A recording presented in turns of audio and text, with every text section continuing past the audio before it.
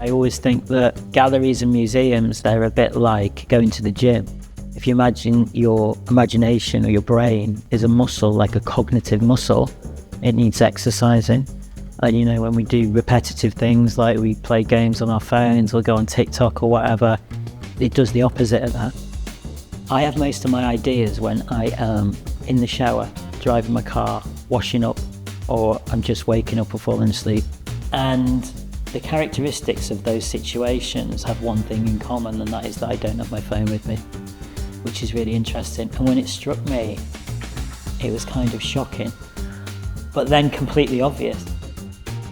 These boxes over here, this is the way I record ideas. Well, they're not really ideas, they're more catalysts or starting points for artworks and projects and things that I want to investigate. I think there's probably about 20,000.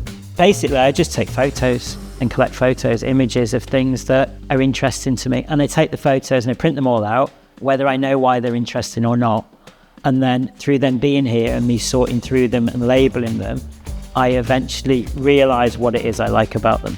Frog looking out of a window, trust exercises, luggage belt with all the same luggage.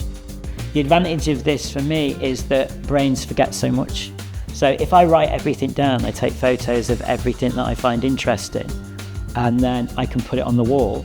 I can look at it all in one go. So I have an overview, which I can't do with my brain at all. And I think when you spread ideas out, you get collisions between things. It's through that kind of chance and accident of the collisions and associations between things that projects happen.